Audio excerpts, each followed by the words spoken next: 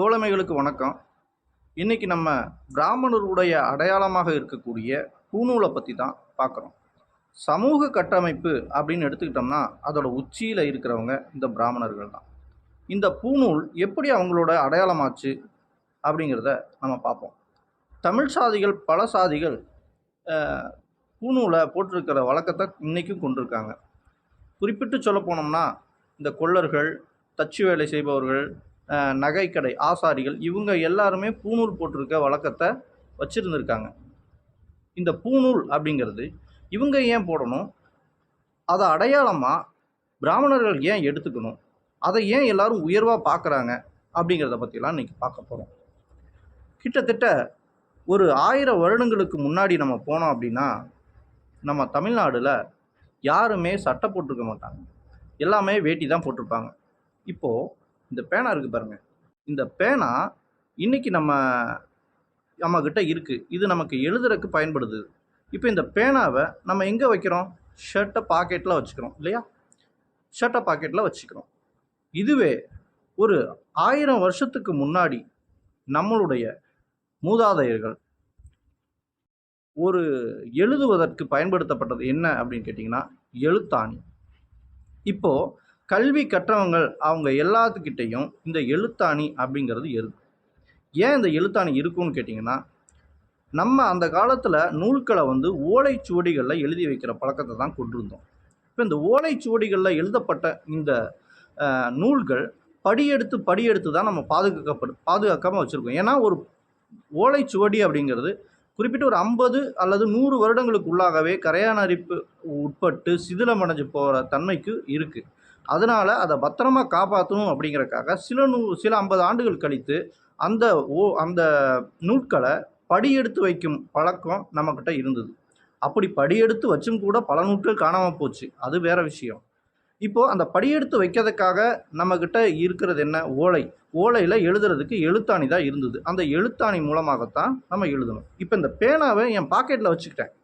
ஆனால் ஷர்ட்டு கூட இல்லாத ஒரு 1000 வருடத்துக்கு முன்னாடி இருந்த பண்டைய தமிழர்கள் மூதாதையர்கள் எப்படி அந்த எழுத்தாணியை வச்சுருப்பாங்க? சரி, அதை அப்புறம் பார்க்கலாம். இப்போது ஒரு அம்பு, அந்த காலத்தில் வில்லும் அம்பும் தான் வேட்டைக்கு பயன்படுத்தப்பட்ட ஒரு கருவி. அப்போது வில்லு நம்ம கையில் வச்சுக்கலாம், அம்பு ஒரு மூட்டையாக ஒரு 10, 20, 30 அம்பு வச்சுருக்கணும் இல்லையா? இடுப்பில் வைக்க முடியாது. அப்போ எங்கே வச்சுருப்போம்? தோளில் ஒரு கயிறு அப்படி ஒன்று கட்டி தோளில் வச்சுருப்போம். தோல்லேருந்து எடுத்து அப்படி அம்புகிறதுக்கு சரியாக இருக்கும் இல்லையா? அப்போ தோளில் பின்னாடி கட்டி வச்சுருப்போம். அதே மாதிரி தான் இப்போது இந்த நகை ஆசாரிகள்லாம் நகை செய்வதற்காக சிறு சிறு அந்த பொருட்கள், ஆணிகள், உளி, இந்த மாதிரி பொருட்கள்லாம் வச்சுருப்பாங்க, இடுக்கி, இந்த மாதிரி பொருட்கள்லாம். இதெல்லாம் எங்கே வச்சுருப்பாங்க? ஷர்ட்டு போடாமல் வேட்டி மட்டும் கட்டியிருக்க ஒருத்தர் ஒரு பையில் போட்டு எடுத்துகிட்டு போக முடியாது. அவங்க என்ன பண்ணியிருப்பாங்கன்னா தோளோடு ஒரு நூலை கட்டி ஒரு கயிறை கட்டி அந்த கயிற்றுல அந்த நகை கருவிகளை வச்சுருப்பாங்க. அதனால தான் பார்த்தீங்கன்னா இன்றைக்கும் அந்த ஆசாரியெல்லாம் பார்த்தீங்கன்னா கொஞ்சம் தடிமனாக பூணூலை போட்டிருப்பாங்க. இப்போது எழுத்தாணி அப்படிங்கிறது ஒரே ஒரு ஆணி, ஒரு அதிகமாக வெயிட் இல்லாத காரணத்தினால் கொஞ்சம் சின்ன நூலாக கட்டி தோளில் போட்டிருந்தாங்க. இப்போது அந்த எழுத்தாணி இருக்கிற யார் கையில் இருக்கோ அவங்களெல்லாம் நம்ம படித்தவங்க அப்படின்னு நம்ம ஏற்றுக்குவோம் இல்லையா? அந்த காலத்தில் கல்வி கட்டுறாங்க அப்படின்னா அவங்ககிட்ட எழுத்தாணி இருக்கும். எழுத்தாணியை பார்த்தா இவர் படித்தவர் அப்படின்னு அவங்களுக்கு நம்ம மரியாதை கொடுப்போம். அப்போது எழுத்தாணி வச்சுருக்கிற அவங்க எல்லாருமே பூணூல் போட்டிருந்தாங்க. ஏன்னா அந்த பூணூலில் தான் எழுத்தாணியை கட்டி வச்சுருப்பாங்க. அப்போ அந்த பூணூலை பார்த்தவங்க எல்லாருமே அவங்க அந்த பூணூல் போட்டிருக்கவங்களுக்கு நம்ம மரியாதை கொடுத்தாங்க.